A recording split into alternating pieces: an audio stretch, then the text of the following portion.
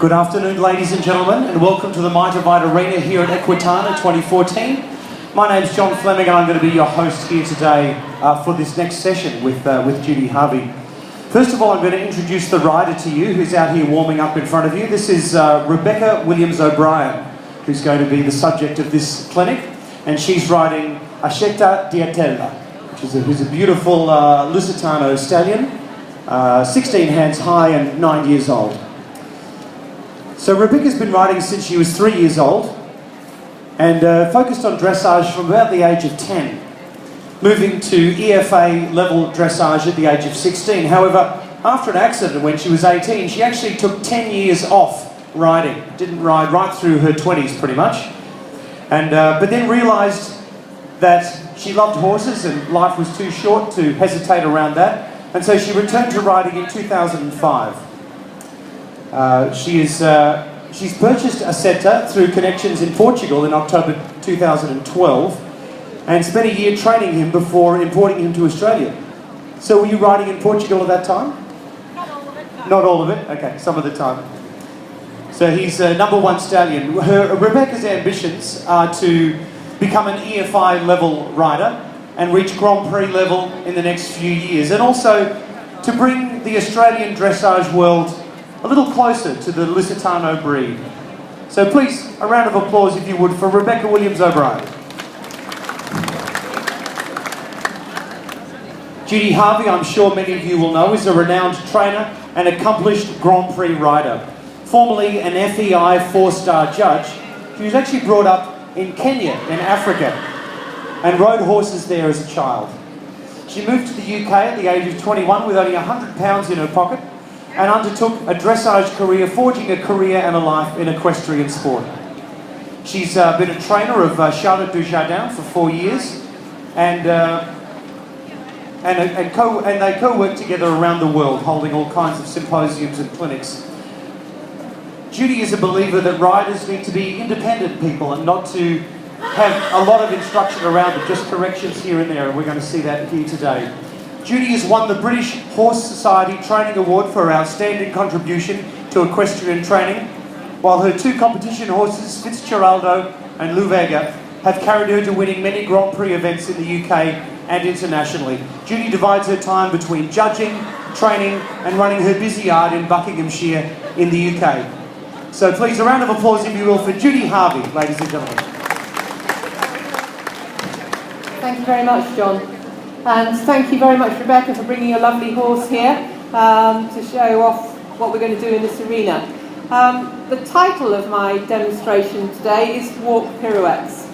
And everyone probably yawned and think we're going to go to sleep here, but we're not. Because for me, walk pirouettes are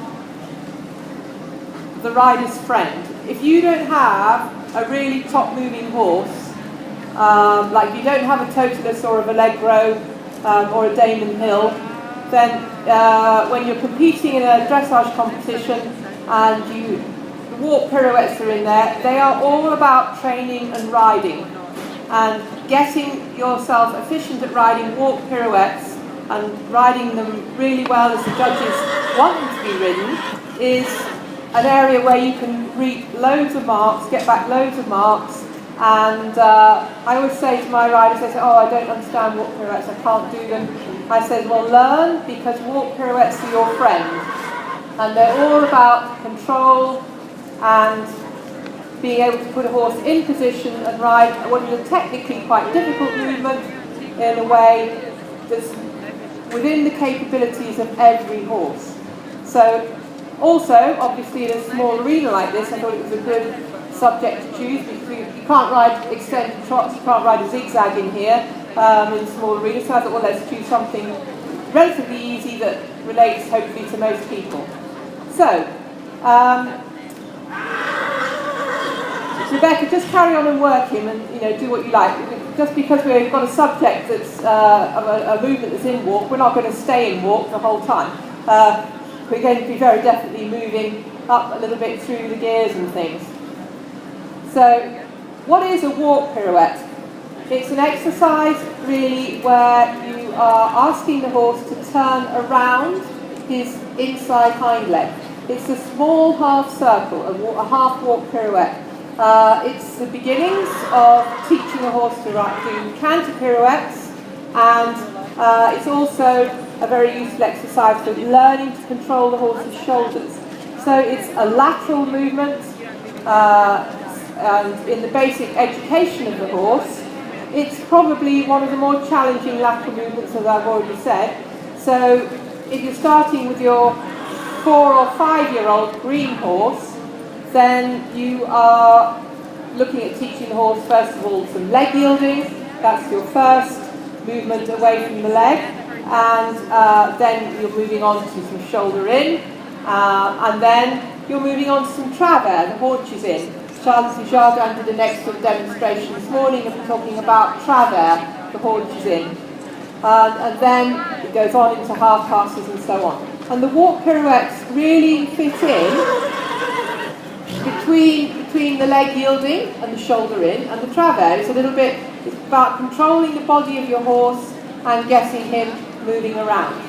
Now, if you just imagine that my legs are the horse's back legs at the moment, what you want to see in the walk pirouette is the horse comes into it in a good walk, collects and shortens the walk, and then just makes a turn, keeping the steps of the walk going, and just turns around and heads back more or less on the same line.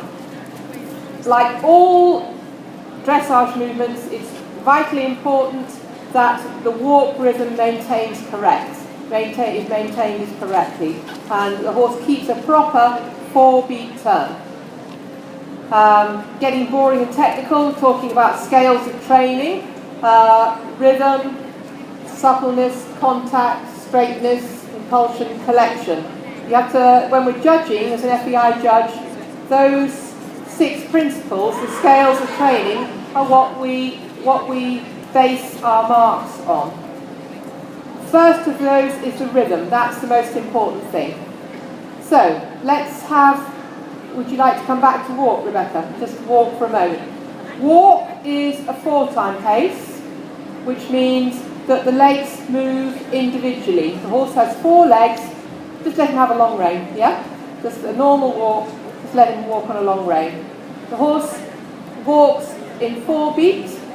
If you look at, let's have a look at this horse's inside hind leg, that's the one nearest to me. And I'm going to count the walk for you. So, just make him a little bit rounder in his neck there, Rebecca, so that the walk stays a little more regular. Good.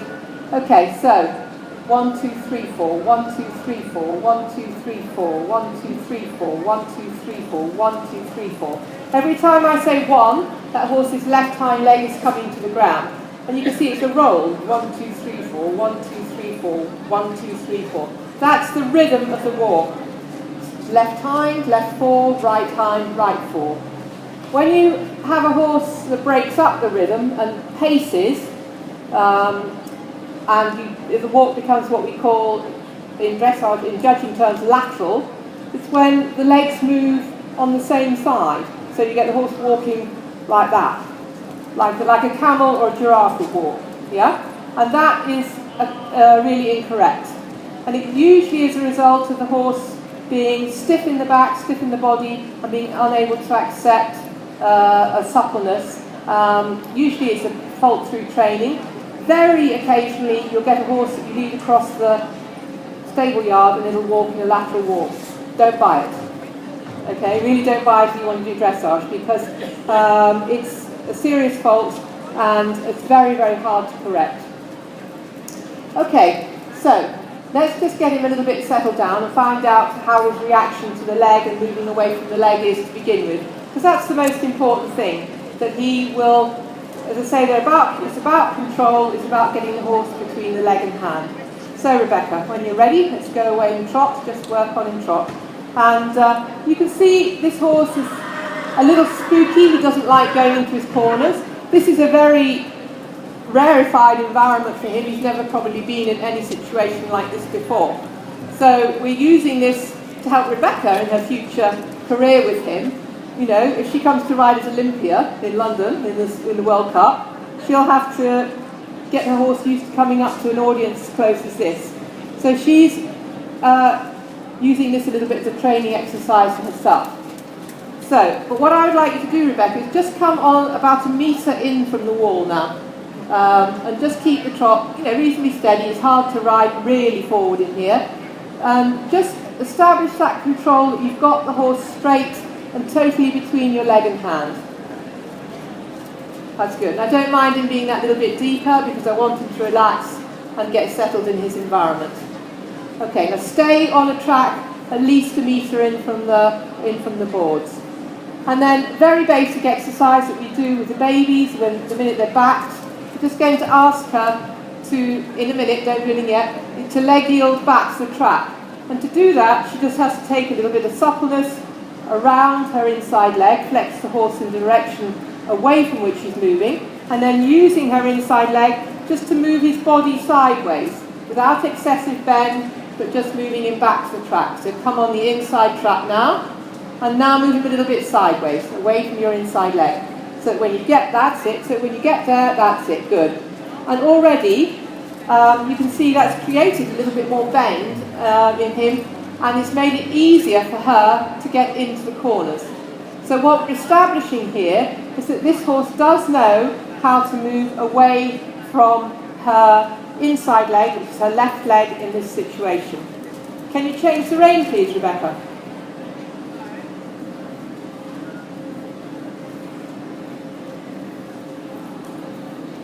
We talked about the paces in the walk. I mean, I'm sure you all know trot is a 2-time pace, legs move in diagonal pairs, and you want to see that the legs move evenly, equal length of strides, and no irregularity of the pace, and that he can keep a consistent rhythm.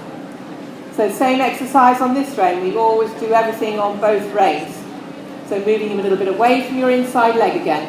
And you can see when she does the exercise, having not been able to get into her corners with a correct bend, now she's got the horse softly around her leg and he's going with a correct bend.